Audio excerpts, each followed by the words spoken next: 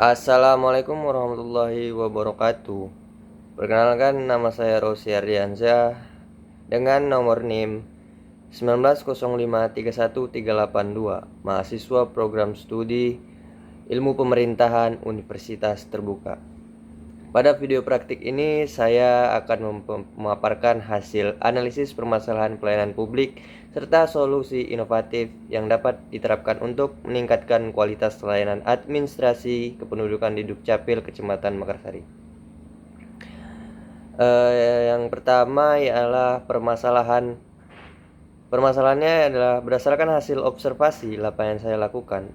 Ditemukan permasalahan utama berupa keterlambatan dan ketidakteraturan layanan penerbitan KTP elektronik ataupun KTPL. Proses penerbitan KTP yang seharusnya dapat diselesaikan dalam waktu sekitar 14 hari kerja, pada kenyataan membutuhkan waktu antara 2 hingga 4 bulan. Selain itu, masyarakat juga menghadapi berbagai kendala seperti antrian sangat panjang sejak dini hari, jumlah petugas yang terbatas, kerusakan alat biometrik, gangguan jaringan internet dan sistem siak, kurangnya informasi pelayanan yang jelas, munculnya praktik percalonan yang merugikan masyarakat.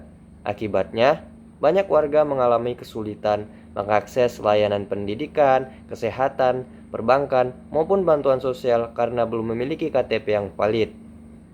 Permasalahan ini menunjukkan bahwa kualitas pelayanan publik masih belum optimal dan memerlukan inovasi yang mampu menjawab kebutuhan masyarakat secara cepat, mudah, dan transparan. Dan yang kedua adalah solusi inovatif. Untuk mengatasi permasalahan tersebut, saya menawarkan sebuah inovasi yang disebut Sistem Layanan Kependudukan Terpadu Berbasis Digital atau SLTD. SLTD merupakan sistem pelayanan yang mengintegrasikan teknologi digital dengan pelayanan langsung kepada masyarakat. Sistem ini terdiri dari 3 komponen utama. Pertama, aplikasi Dukcapilku Mekarsari. Melalui aplikasi ini, masyarakat dapat mendaftarkan secara online, mengubah dokumen dari rumah, memilih jadwal pelayanan, memantau proses pengajuan KTP secara real time. Dengan demikian, masyarakat tidak perlu lagi mengantri sejak pagi hanya untuk mendapatkan nomor antrian. Kedua, BOM biometrik self-service. Bot ini merupakan layanan mandiri yang dilengkapi alat perekaman biometrik modern. Masyarakat dapat melakukan verifikasi sidik jari dan foto secara lebih cepat dan akurat sehingga kesalahan data dapat diminimalkan. Yang ketiga, mobil on-need Dukcapil keliling. Layanan ini menggunakan kendaraan operasional yang mendatangi desa-desa atau wilayah yang jauh dari kantor Dukcapil.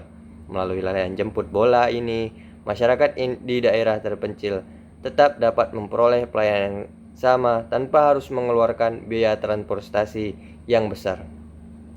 Dan yang ketiga, yaitu adalah dasar teori yang mendukung. Solusi SLTD didukung oleh beberapa teori pelayanan publik. Pertama, teori Public Service atau NPS, teori yang berkembang oleh Den Haag ini menekankan bahwa pemerintah harus berperan sebagai pelayan masyarakat. Prinsip utamanya adalah melayani warga negara, bukan sekedar menjalankan prosedur birokrasi. Melalui SLTD, masyarakat ditempatkan sebagai pusat pelayanan sehingga akses layanan menjadi lebih mudah, adil, dan responsif. Yang kedua, konsep e-government. E-government merupakan pemanfaatan teknologi informasi dalam pelayanan penyelenggaraan pemerintahan.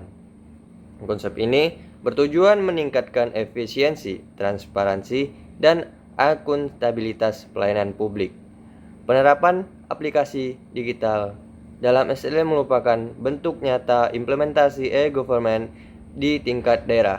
Dan yang ketiga adalah model servikual. Model servikual digunakan untuk mengukur kualitas pelayanan berdasarkan 5 dimensi, yaitu tangbles atau fasilitas fisik, reliability atau kendalian, responsiveness atau daya tanggap, assurance atau jaminan pelayanan, empathy atau kepedulian kepada masyarakat. Melalui SLT, kelima aspek tersebut dapat ditingkatkan secara kebersamaan. Dan selanjutnya adalah keempat, strategi implementasi. Agar inovasi ini dapat berjalan dengan baik, implementasinya dilakukan melalui beberapa langkah. Pertama, membentuk tim pelaksanaan yang melibatkan Dukcapil, Dinas, Kominfo, pemerintahan daerah, serta masyarakat. Kedua, membangun infrastruktur digital seperti aplikasi pelayanan, jaringan internet yang stabil, dan perangkat biometrik modern. Ketiga, melakukan pelatihan kepada petugas agar mampu memberikan pelayanan yang profesional dan berbasis teknologi. Keempat, melaksanakan sosialisasi kepada masyarakat mengenai penggunaan aplikasi dan layanan digital. Kelima, melakukan evaluasi berkala melalui survei kepuasan masyarakat dan monitoring kinerja pelayanan. Dan yang kelima atau yang terakhir adalah dampak positif yang diharapkan. Apabila SLTD atau Sistem Layanan Kependudukan Terpadu berbasis digital ini diterapkan, maka beberapa manfaat yang dapat diperoleh adalah waktu penerbitan KTP menjadi lebih cepat, antrian panjang dapat dihilangkan, kesalahan data kependudukan berkurang secara signifikan, praktik pencalonan dapat dicegah, pelayanan menjadi lebih transparan dan akuntabel. Masyarakat di wilayah terpencil memperoleh akses pelayanan yang lebih mudah. Tingkat kepuasan masyarakat terhadap pelayanan publik meningkat. Dengan demikian, pelayanan administrasi kependudukan dapat menjadi lebih efektif, efisien, dan berorientasi pada kebutuhan masyarakat.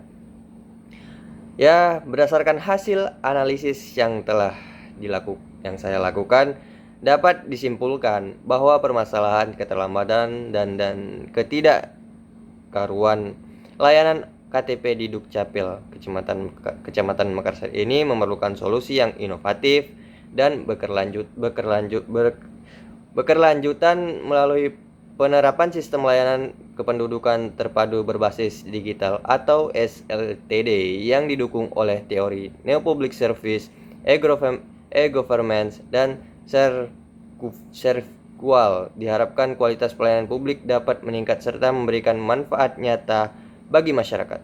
Terima kasih perhatian untuk semua teman-teman. Wassalamualaikum warahmatullahi wabarakatuh. Saya Rosy Ardiansyah dan saya pamit undur diri. Terima kasih.